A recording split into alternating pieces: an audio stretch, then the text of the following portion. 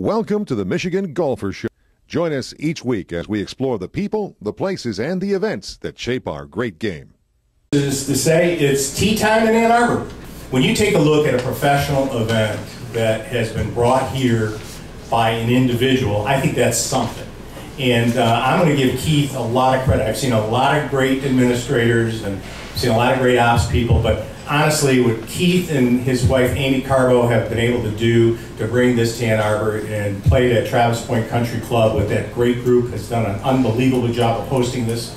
I think it's absolutely amazing. So I want to introduce the guy who has brought the LPGA Volvik Championship to Ann Arbor, Keith Carbo of the tournament.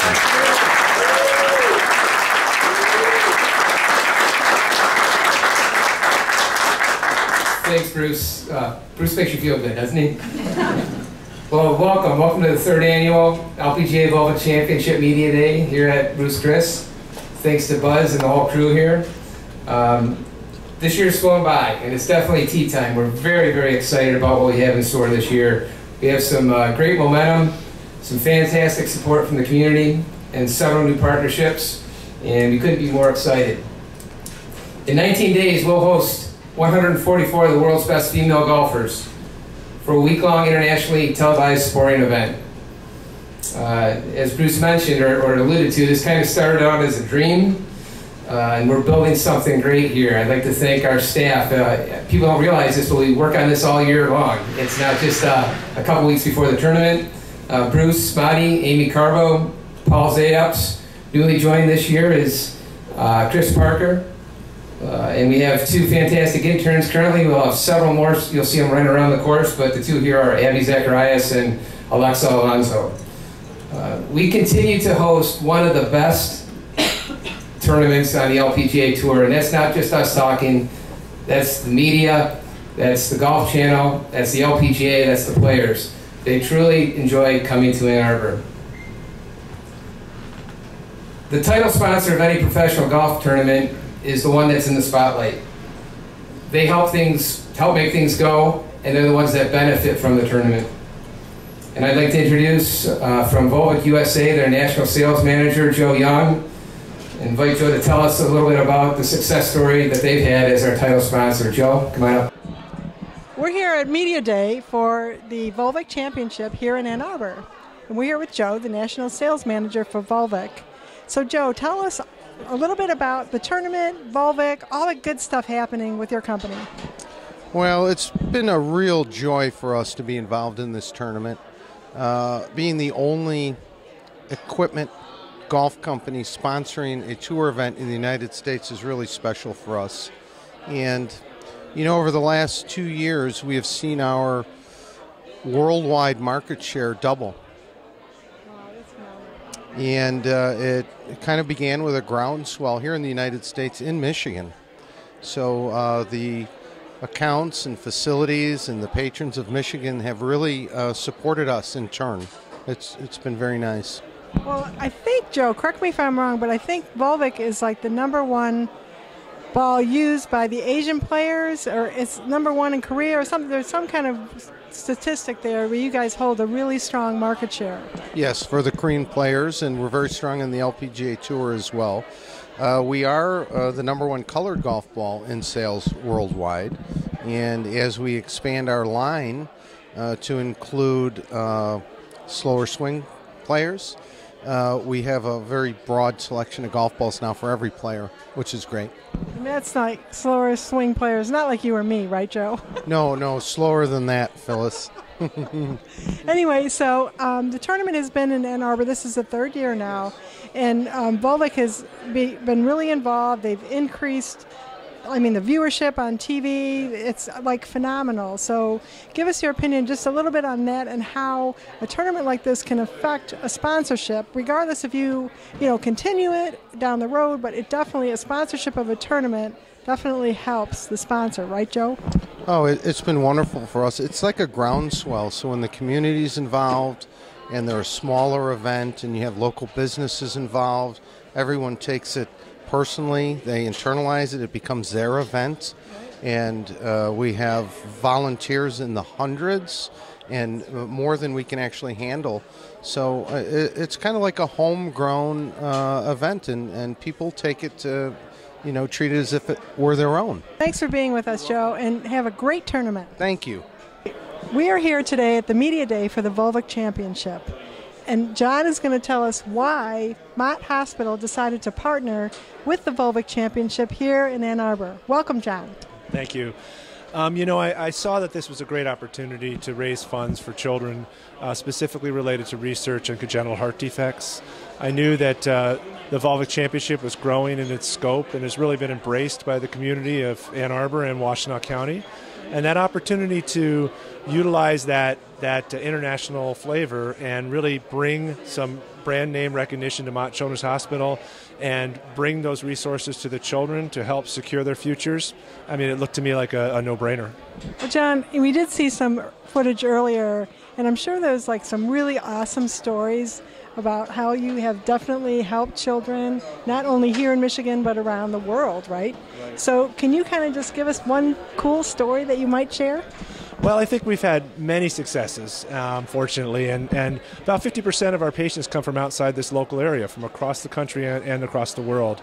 I would say one of the most memorable experiences I can remember is that we once had a child come to us from Europe where she was actually refused for heart surgery because they thought her heart defect was so devastating.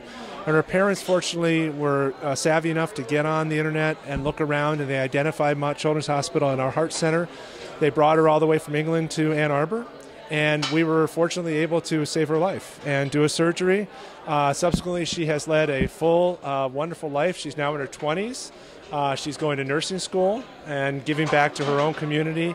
But I think it's a wonderful example of the opportunities of a rare gem like Mott Children's Hospital right here in Ann Arbor. Oh, it gives me the goosebumps. So I know that we had here at the Media Day, there was another woman that is heading the volunteers up or is involved with the volunteers, and she has also benefited from your facility and what you have to offer.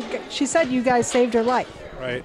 Well, she's another example of a child who's done it remarkably well, who came to Mott looking for help, and we were fortunately able to help her get the right physicians and nurses involved. And it's such a wonderful thing to see someone like that who is living such a great quality of life and now going off to college and playing golf, and what a wonderful story.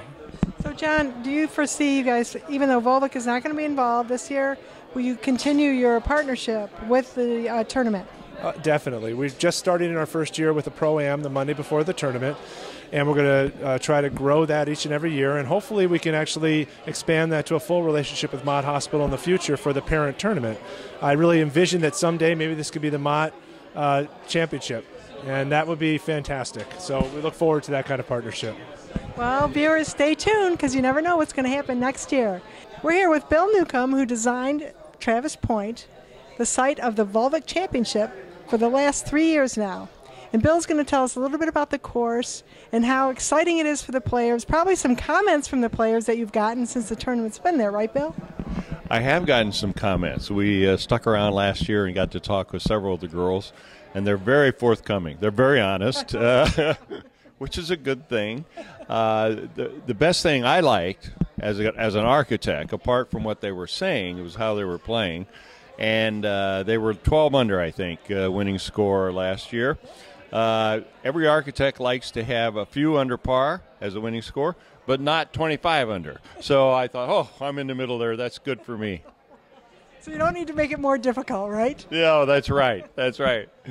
So it was good to hear some of the comments about how some of the holes played. And, of course, hole number 4, the par 5, which is kind of the signature hole of the golf course. They all enjoyed it. They said, oh, yeah, different challenges, different ways to approach the hole. So I said, good. This is good. And a couple of the greens, they commented on those. Some good comments, some bad. But I think generally it was overwhelmingly good. They liked the size of the greens, which from day one when it was designed, that was the intent, to have a little extra square footage on the greens. More fun for me. I'm a good putter. That's why. And so it was nice to hear from the girls. Yes. So earlier Keith mentioned, the director of the tournament, that the women enjoy really coming back to Ann Arbor and to the course. Is there something different, Bill, that you feel about your course and what it offers in terms of maybe risk reward or just the course in general that makes the girls want to come back? Well, this is not strictly speaking, a real risk reward course. This is a comfortable course. Okay. And from day one, we wanted a comfortable course. It was a country club. We think they should be playable. And when it was done, this goes back 40 years, we weren't born yet, right? No. I was my first job I ever did. The length of the course, at that point, it was like 7,100 yards. I think maybe it's 7,150 today if you wanted to go that far back. So we kind of anticipated what was coming in terms of golf equipment and younger, stronger players, so forth and so on. So hopefully we did, in fact, do that, yeah. Well, it sounds like you did now. Any changes that you had to make from last year to this year for the tournament? Some modest changes. A little clearing on a couple of holes, a little sprucing up, a little more attractive in a couple of areas where you go right by as either golfer or a spectator or whatever.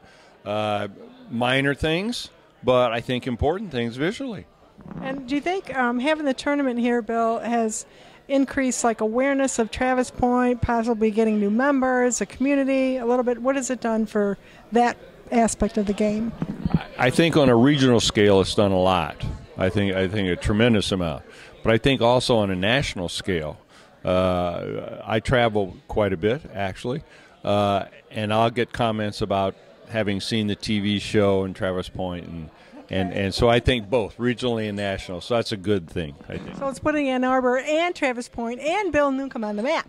Absolutely, on the map, yes.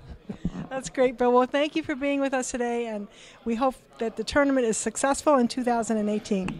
I hope so also. I'm sure it will be. Thank you.